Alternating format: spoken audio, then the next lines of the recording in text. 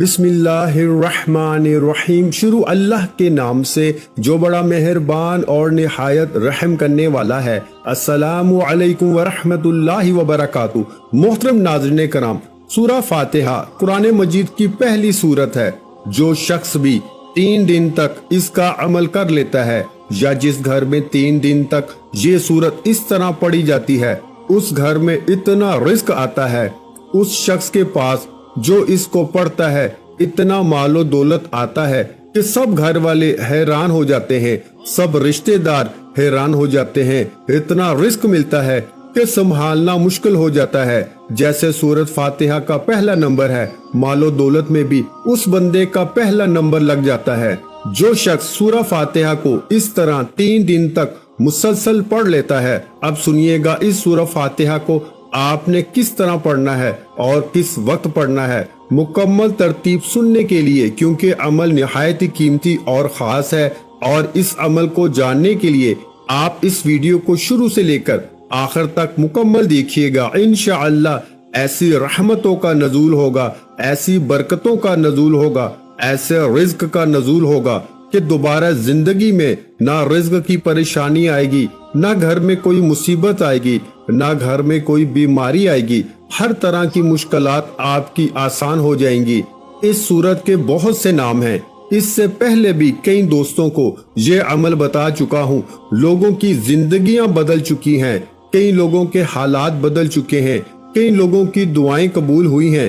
جس جائز نیت کے ساتھ اس سورت کو پڑھیں گے، جو ارادہ رکھ کے پڑھیں گے، انشاءاللہ 3 دن مکمل نہیں ہوں گے، 3 دن پورے نہیں ہوں گے، آپ ہر جائز مقصد میں کامیاب ہو جائیں گے۔ اگر کوئی مقروض ہے تو قرضے کے تمام بندوبست ہو جائیں گے۔ اس کو پیسہ کہاں سے ملنا ہے، کیسے اللہ کی غیبی مدد آنی ہے، سارا قرضہ 3 دن میں اتر جاتا ہے۔ کوئی شخص شادی کی نیت سے پڑے، ہر طرح کی بندشیں، راستے کی رکاوٹیں ختم ہو جاتی ہیں، فوراً اسباب پیدا ہو جاتے ہیں۔ خاص بات بتا رہا ہوں، اس صورت کے اندر ہر ایک تاثیر اور طاقت رکھی گئی ہے۔ اس ایک ہی عمل کے ذریعے آپ دنیا کا ہر کام کر سکتے ہیں، اور یہ عمل جس کے ہاتھ میں لگ جاتا ہے، جو اس کو اپنے قابو میں کر لیتا ہے، وہ دنیا میں عزت پاتا ہے اور آخرت میں بھی عزت پاتا ہے، شہرت ملتی ہے، لوگ اس سے محبت کرتے ہیں، لوگ اس پہ بھروسہ کرتے ہیں، رشتہ دار اس کے آگے پیچھے ہوتے ہیں۔ جو شخص بھی اس سورت کو اس طرح پڑھ لیتا ہے، یہ سورہ فاتحہ یہ مکہ مکرمہ میں نازل ہوئی، اور اس کی صرف 7 آیات ہیں۔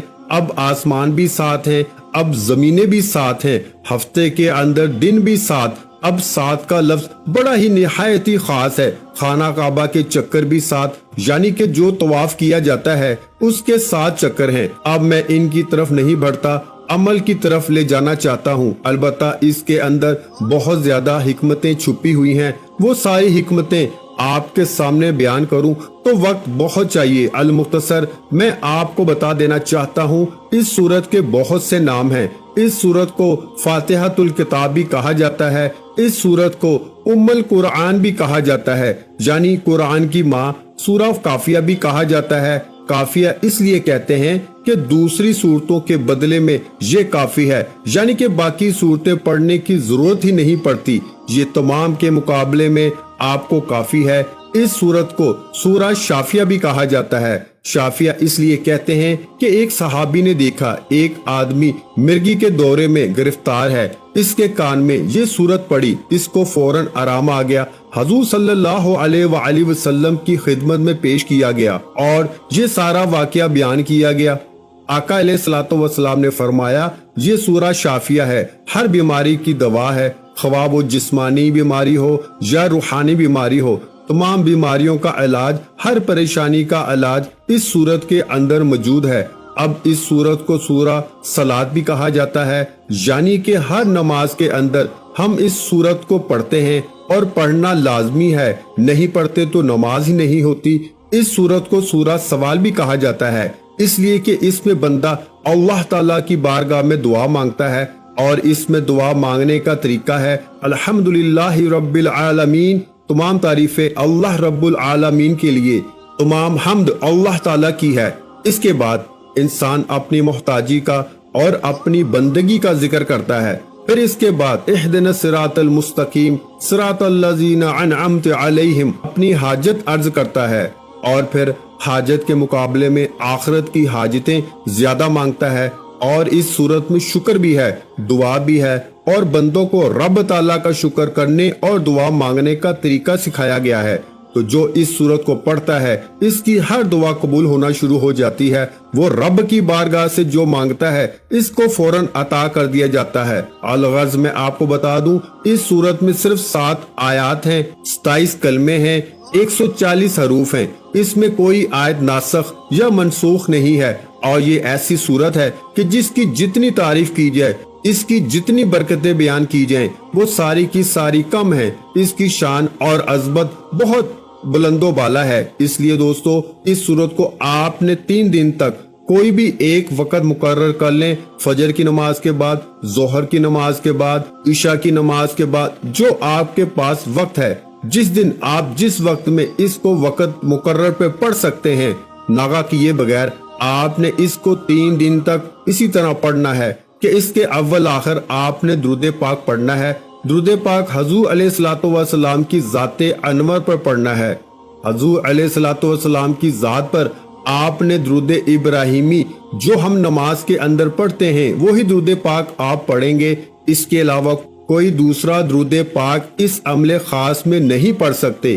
بعض عمل ایسے ہوتے ہیں جس میں ہم کہہ دیتے ہیں کوئی بھی عمل، کوئی بھی درود آپ اول و آخر پڑھ سکتے ہیں، لیکن اس صورت کے اس عمل کے اول آخر آپ نے صرف اور صرف درود ابراہیمی پڑھنا ہے جو ہم نماز کے اندر پڑھتے ہیں۔ اس کے علاوہ کوئی دوسرا درود پاک آپ نہ پڑھیں، ورنہ اس عمل کی اس تاثیر سے محروم رہ جائیں گے جو آپ کو اس عمل کے ذریعے، اس صورت کے ذریعے ملنے والی ہے۔ اور دوسری بات جو بڑی اہم ہے اس وظیفے کے اندر، وہ یہ کہ آپ نے بسم اللہ الرحمن الرحیم اس کی میم کو الف لام کے ساتھ ملا کے پڑھنا ہے۔ انشاءاللہ جب آپ پڑھیں گے بڑی سے بڑی بیماری بھی ختم ہو جاتی ہے، بڑی سے بڑی حاجت پوری ہو جاتی ہے، بڑی سے بڑی مشکل آسان ہو جاتی ہے۔